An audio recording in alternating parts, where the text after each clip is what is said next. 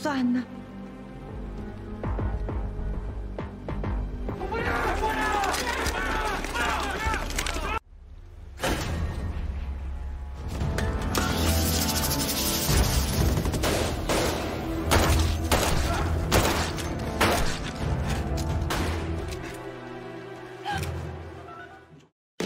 Halo warga Nobar, gimana? Sudah nambah cicilan paylater apalagi minggu ini? Nah, kayak apa kabarnya bebuhan pacilan? Kembali lagi bersama Mang Tobi, sang pengangguran profesional yang sudah pasti kali ini akan melanjutkan drakor viral 2025 terbaru yang sudah banyak di-request kelanjutannya. Penasaran bagaimana kiprah si janda calon presiden dan bodyguardnya yang selalu kita tunggu-tunggu? So, tanpa berlama-lama lagi, siapkan mata, telinga, dan anu-anuan kalian semua. Mari kita nobar dan inilah Tempest.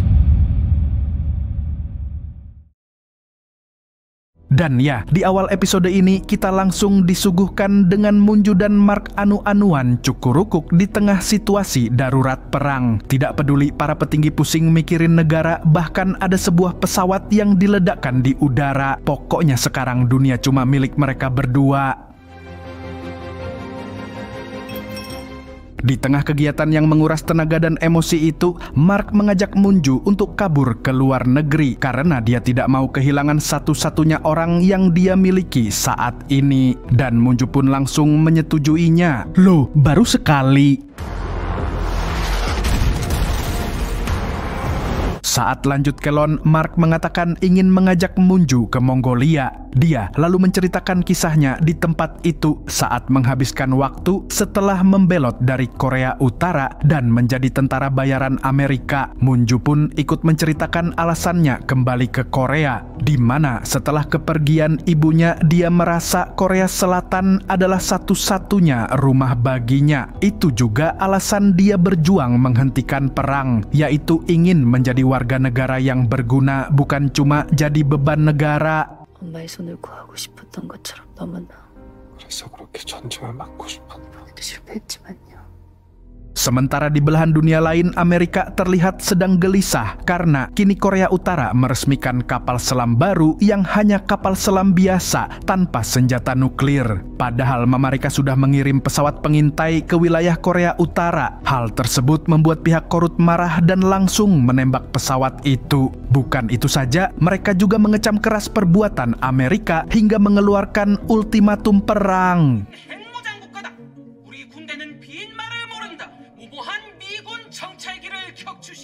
Tak lama kemudian, Presiden Amerika yang bukan Donald Trump menelepon Presiden Korea Selatan untuk diskusi penting. Secara khusus, beliau meminta Bu Presiden agar segera menyingkirkan Munju yang dianggap mengganggu jalan mereka. I understand, Mr. President. Should no longer be an issue. Keesokan harinya, Bu Presiden memberi pengumuman bahwa status siaga perang kini telah dicabut. Berkat itu, masyarakat Korea akhirnya bisa menjalani aktivitas seperti biasa. Sementara Mark dan Munju yang udah mandi wajib ikut lega saat menonton berita itu. Tapi tetap saja mereka harus selalu waspada, terutama terhadap bahaya yang mengincar Munju. 대통령은 걱정이 깊어요. 지금 첫 번째 파도가 지나갔어요. 위기는 이어질 거예요. Dan ternyata aksi nekat Munju di kampanye sebelumnya berhasil membuat dirinya semakin dipercaya masyarakat. Warga bahkan tidak percaya lagi dengan pemerintah, mirip kayak di Konoha. Karena itu, Bu Presiden menilai Munju sengaja membentuk opini publik yang merugikan dirinya. Kemudian penasehatnya, yaitu Pak Yu, menyampaikan kalau dia sudah menyiapkan rencana untuk mengatasi Munju. Apa rencana itu? Saya juga belum tahu. Sementara di sisi lain, alhamdulillahnya sekarang Chang Hee sudah siuman setelah sempat koma akibat kecelakaan. Dia lalu mengungkap apa yang dia temukan di HP rahasia Junik, di mana saat Chang Hee membuka aplikasi Telegram Junik, dia mendapati beberapa pesan belum terbaca dari akun bodong, yaitu berisi sebuah video yang menampilkan Junik menerima penghargaan dari pemerintah Korea Utara atas jasanya dalam memperjuangkan reunifikasi. 정말 관첩이었나?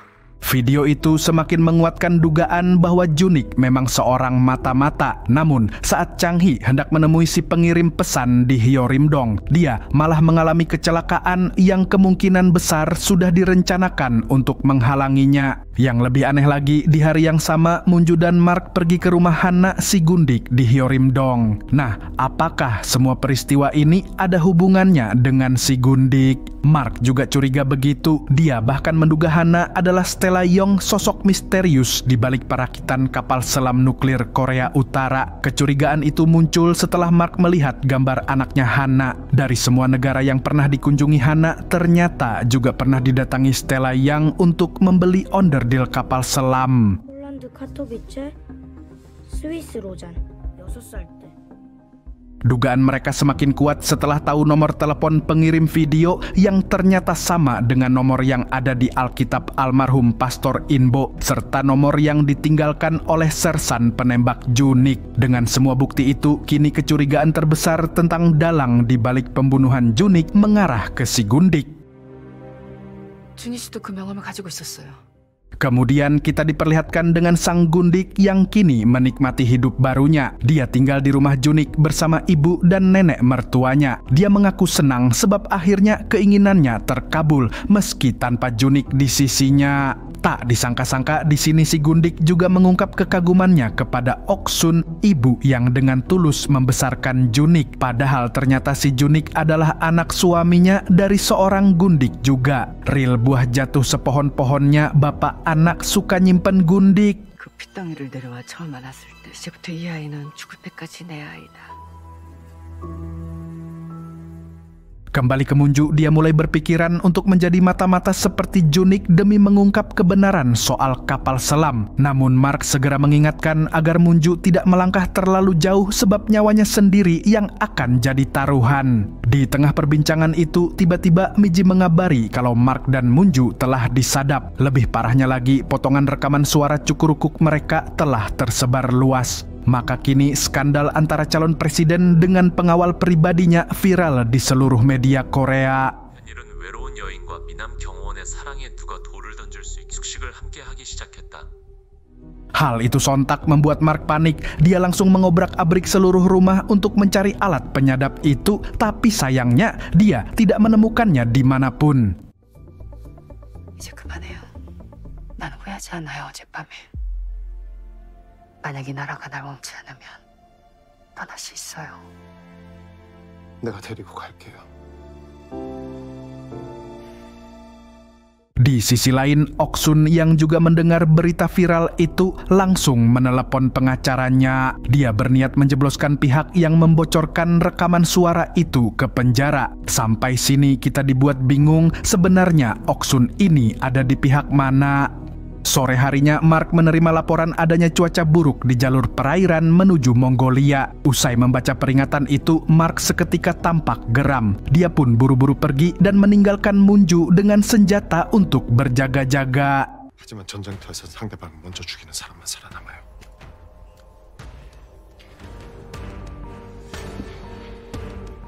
Ternyata, Mark pergi ke apartemen bosnya dan langsung menyerangnya. Jadi, informasi cuaca tadi hanyalah kode tersembunyi dari sang bos saat Mark masih bertugas dulu. Itu artinya bosnya tahu Mark akan pergi ke Mongolia. Sontak Mark marah besar sebab si bos masih menyadapnya padahal dia sudah lockout dari menjadi tentara bayaran Valkyrie. Dia juga menuduh bosnya sebagai penyebar rekaman anu-anuannya dengan Munju. Si bos sempat menyerang balik, tapi tentu saja si mantan anak buah terbaik ini lebih unggul.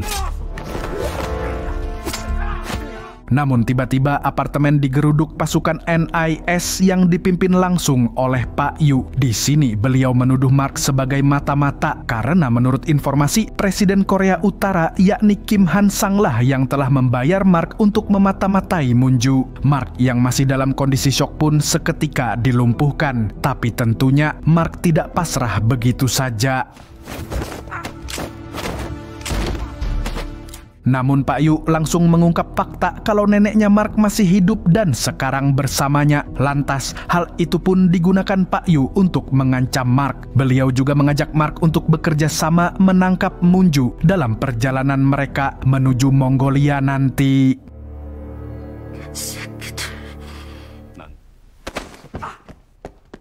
Tak disangka Mark langsung melepaskan anak buah Pak Yu, tapi kemudian dia kembali dijatuhkan dan disiksa habis-habisan. Di tengah itu, Mark melihat kalungnya hancur dan terlihatlah sebuah chip penyadap yang tersembunyi di dalamnya.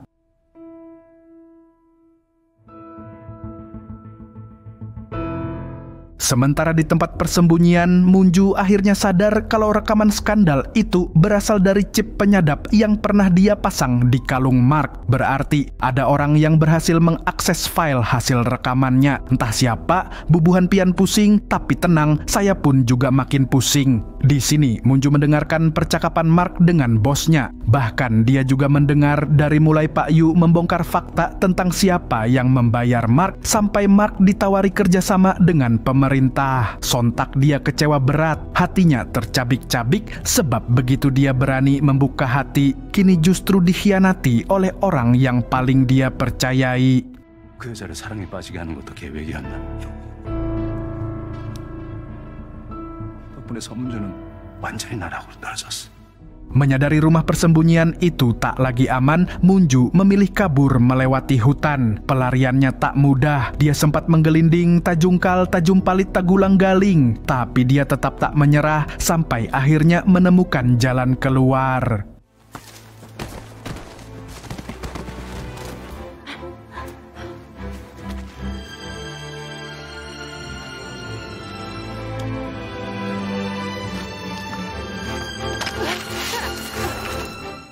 Kemudian saat Munju sedang istirahat sambil meratapi nasib, tiba-tiba dia mendapat kiriman video mengejutkan, yaitu sebuah bukti bahwa kapal selam nuklir itu sungguhan ada, dan si pengirim pun mengajak Munju untuk bertemu di pelabuhan Gomsol.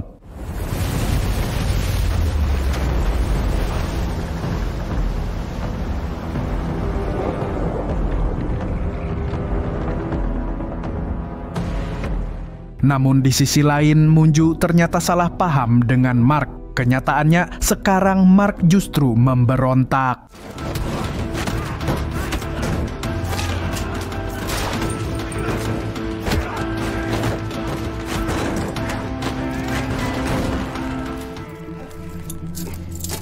Dari situ, Mark langsung tancap gas ke rumah persembunyian. Tapi sayangnya dia terlambat karena Munju sudah pergi.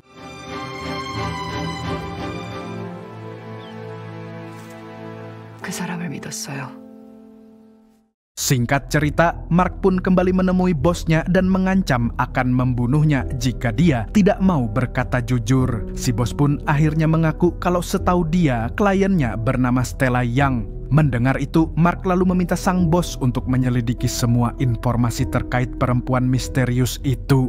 Sedangkan Munju akhirnya dijemput dan diamankan oleh Miji bersama Chang-hee. Mereka tinggal di rumah teman Miji sambil mencoba memecahkan semua misteri yang ada. Di sini juga Anderson menelepon Munju membicarakan soal video kapal yang baru saja Minju terima. Anderson pun memvalidasi kalau kapal selam itu persis seperti deskripsi kru yang membelot. Dan setelah dianalisis, Chang-hee juga menyatakan kalau video itu real, no tipu-tipu.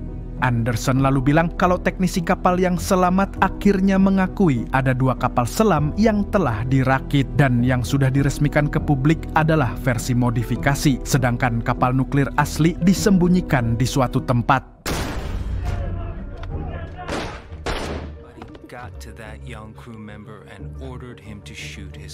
Dan menurut si teknisi, setelah kesaksian mereka, seseorang memengaruhi salah satu kru untuk mengdor teman-temannya. Kemudian Anderson sempat menghubungi kontaknya di FBI. Dia menanyakan asal-usul video pengakuan kru yang menyatakan kalau kapal nuklir itu tidak ada. Namun pihak FBI bersikeras tidak tahu apapun soal video yang dimaksud. Dari sana Anderson curiga ada pihak yang sengaja mengirim rekaman itu kepadanya, karena dia satu-satunya blasteran Korea Amerika di Dewan Keamanan Amerika yang diyakini akan berusaha mencegah perang.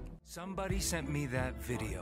I think it's because I'm the only Korean American on the Security Council to prevent a war. Nah, jadi artinya mereka yang sudah menyebar hoak, wallahu alam. Sementara itu, Amerika lagi pusang karena tampaknya Korea Utara mulai mempersiapkan perang. Tapi Pak Presiden menekankan agar mereka tidak menyerang duluan tanpa alasan yang jelas. Si botak yang tidak sabaran ini lantas meyakinkan kalau mereka akan segera mendapat konfirmasi tentang kapal selam nuklir. Namun presidennya sendiri sudah muak membahas kapal selam itu, apalagi saya.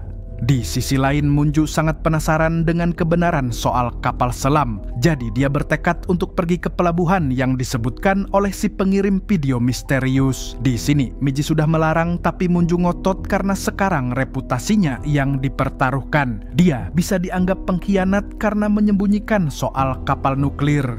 Moon-ju lalu meminta Chang-hee untuk menemaninya ke pelabuhan. Dan sesampainya di sana, Chang-hee langsung memeriksa sekitar. Saat itulah tiba-tiba Moon-ju melihat sekelibat bayangan orang yang sedang memantaunya. Dan begitu dicek, ternyata orang itu adalah Mark.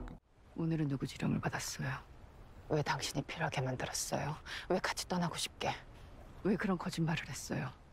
Di sini, Moon-ju langsung meluapkan amarahnya. Meskipun Mark sudah berusaha menjelaskan, tapi Moon-ju sudah terlanjur kecewa dan tidak percaya lagi dengannya. Dan pada akhirnya, dia pun pergi meninggalkan Mark.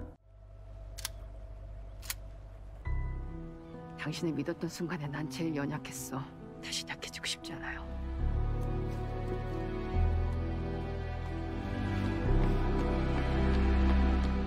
Dalam perjalanan pulang, Chang-hee mencoba menenangkan Moon-ju. Dia mengaku awalnya memang sempat curiga dengan Mark. Tapi setelah sekian peristiwa, dia sadar Mark adalah orang yang rela berkorban nyawa demi Moon-ju. Namun Moon-ju menolak membahas pria asal Korea Utara itu. Dia malah meminta Chang-hee berhenti sebentar karena tidak enak badan. Dan begitu keluar mobil, Moon-ju langsung muntah-muntah. Pertanda jelas orang masuk angin atau si Balu alias janda ini malah halim.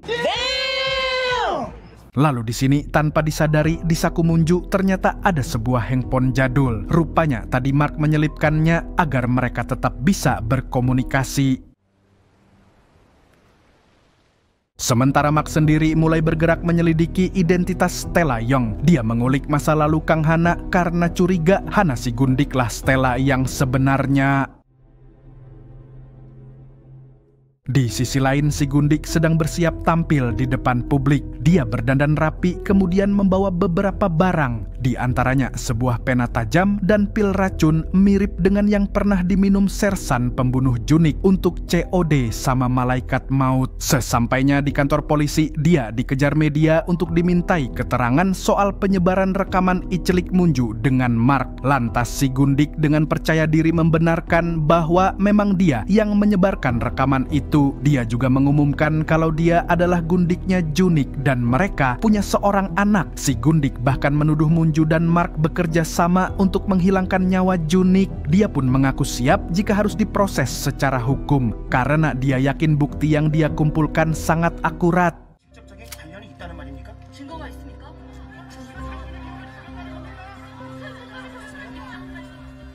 Sementara itu, seorang pengacara dari Argentina bernama Kim datang jauh-jauh demi menemui Moon-ju. Ternyata dia adalah orang yang dipercayai Junik untuk mendirikan 4 perusahaan cangkang di Argentina. Dari situ, kekayaan Junik berkembang pesat dan diperkirakan sampai sekitar 2 triliun won. Lalu Pak Kim pergi ke Korea untuk bertemu istri Junik sebagai penerima warisan. Beliau pun yakin kalau motif pembunuhan Junik bukan karena politik, melainkan karena harta warisan. Dan ternyata sampai saat ini ada yang mengaku sebagai Junik, seolah Junik masih hidup. Orang itu menyebut-nyebut tentang anaknya Junik, yang mana Moon-ju langsung menjelaskan kalau Junik punya anak dari seorang Gundik. Pak Kim pun sempat menelusuri wakil Junik yang menangani properti di Argentina dengan atas namanya. Yang tak disangka-sangka orang itu adalah seseorang bernama Stella Young. Nah, si Stella jeruk muda lagi.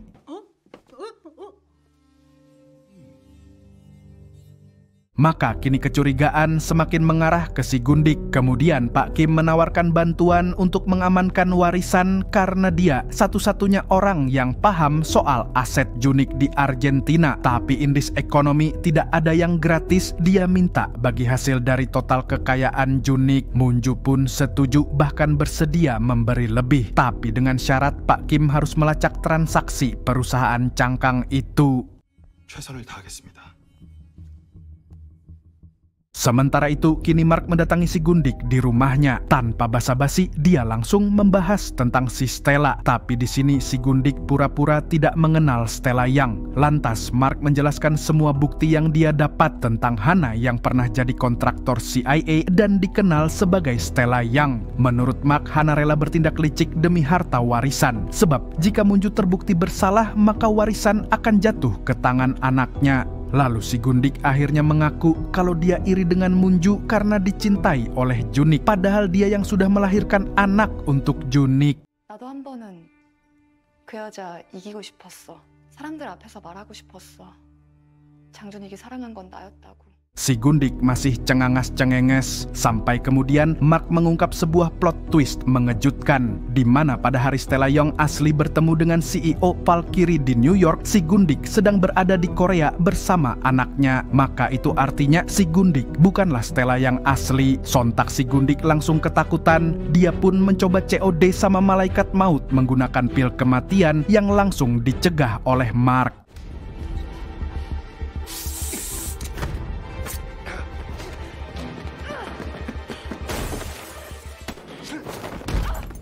Ternyata kemampuan gelut si Gundik tidak main-main. Lalu setelah si Gundik berhasil dibanting, Mark pun bertanya tentang Stella yang asli. Mark bahkan menawarkan perlindungan jika Hana mau jujur. 내가 지켜줄 수도 있어. Satu pengakuan penting juga muncul dari Chang Hee. Dia akhirnya jujur kalau dia pernah diminta ibu mertua Munju untuk menyelidiki Munju. Karena Chang Hee sudah mau jujur, Munju bilang tidak masalah. Yang penting sekarang Chang Hee mau membantu mencari si Stella itu. Lantas Munju bertanya soal Chang Hee yang tahu kalau dia menyadap Mark. Tapi Chang Hee mengaku tidak pernah mendengar hasil rekamannya. 이렇게 비싼 시계를 채워주는 사람은 Kembali ke Mark yang setelah menginterogasi Gundik langsung mendatangi rumah sakit tempat anak Pak Yu dirawat. Di situ Mark memanfaatkan kesempatan untuk mengancam Pak Yu dan bertanya alasan mereka menuduh Munju sebagai mata-mata. Pak Yu pun mengaku kalau perang ini perlu terjadi demi kepentingan rakyat. Entah kepentingan rakyat yang mana, tapi yang jelas Munju telah berusaha menghalangi perang dan otomatis dia harus disingkirkan. Dari situ Mark menyimpulkan ada kelompok tertentu yang memanfaatkan situasi kacau untuk kepentingan golongan, tidak peduli ada perang atau tidak. Sementara itu, menurutnya kapal selam nuklir bukanlah alasan utama perang. Maka dari itu, Mark berjanji akan menangkap mata-mata yang asli asal Pak Yu mau mengatakan alasan yang sebenarnya. 전쟁을 부추겨서 자기 이익을 챙기려는 자들. 민족을 위해. Sementara itu, Miji memberitahu Munju bahwa dia sudah menemukan kapal yang bisa disusupi untuk membawanya keluar dari Korea. Mengingat Munju sudah diboikot naik pesawat akibat berita buruk yang beredar. Namun Munju merasa masih ada banyak hal yang harus diselesaikan sehingga memutuskan untuk tetap tinggal. Lalu Miji memberitahu bahwa Pak Dujin sudah bebas dan ingin bertemu dengan Munju. Maka besoknya Munju langsung menemui Pak Dujin dan mengajaknya kabur bersama. Tapi si Kai Kai ini menolak dengan alasan sudah tua. Kemudian Munju meminta satu buku karya Pak Dujin lalu menyuruh beliau untuk menandatanganinya. Hingga saat Pak Dujin sedang mengambil pena dan tanda tangan, tiba-tiba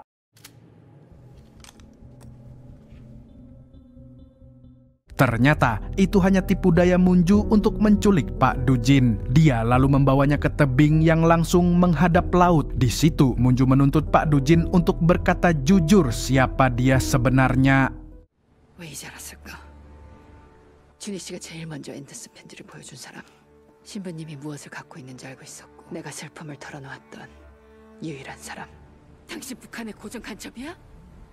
난 알려지지 않은 국정원의 서기관. Setelah terpojok, Pak Dujin akhirnya mengaku kalau dialah impostor yang sebenarnya. Dia yang selama ini menyamar untuk menjebak Junik menjadi mata-mata. Dia juga pemilik nomor misterius di kertas putih yang dia berikan pada para korban yang akan dihabisi. Dia bahkan tahu aib ayah Munju yang dicap sebagai pengkhianat negara sampai ibunya terpaksa membawa Munju ke Amerika. Bukan itu saja, si Kai-Kai Tambuk ini juga memperalat dan menjadikan Munju sebagai kambing hitam. Loh?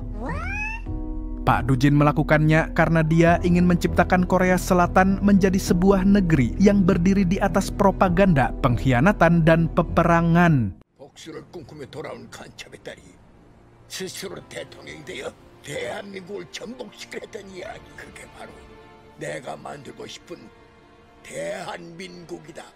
Lalu saat Munju lengah, Pak Dujin pun berusaha melakukan hal ini.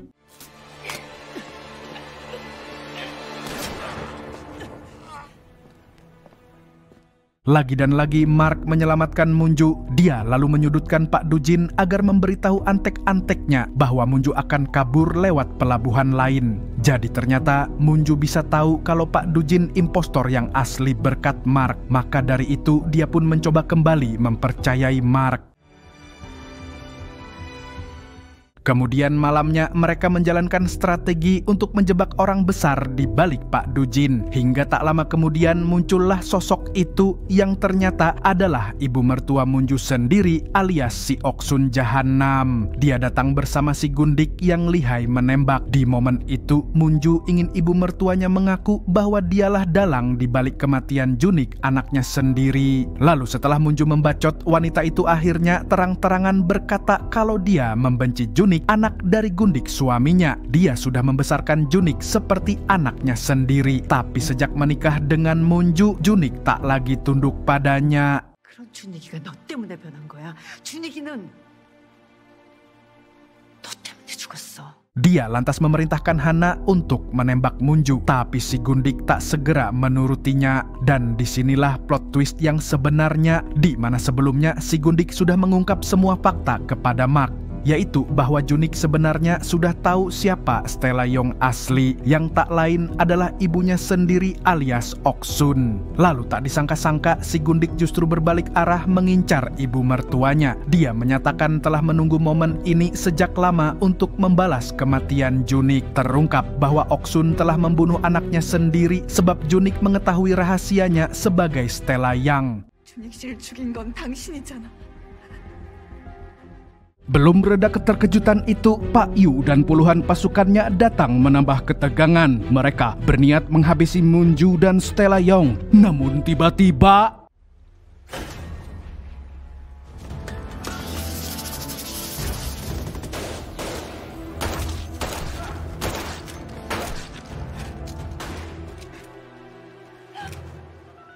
sekali lagi, Mark sigap melindungi Munju. Karena tidak ada jalan lain, Mark pun terpaksa membawa Munju melarikan diri dengan melompat ke laut. Untung saja, Miji dan Pak Kim sudah siap di kapal untuk menjemput mereka. Lalu saat Mark dan Munju dikira tenggelam, untungnya mereka berdua segera muncul ke permukaan.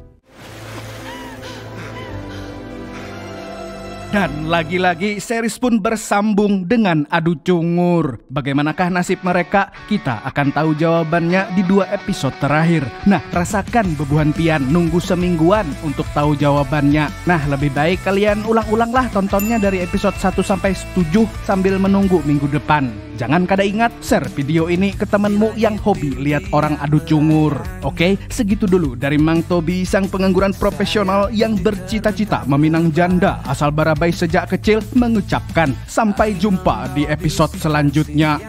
Adakah Balu Barabai sini nonton Nobar? Mun ada, DM ke Instagramnya Nobar. Nah, kalau begitu passwordnya dong Mas Yono. Ayo, apa? Burung gundul pamit dulu. Terbanglah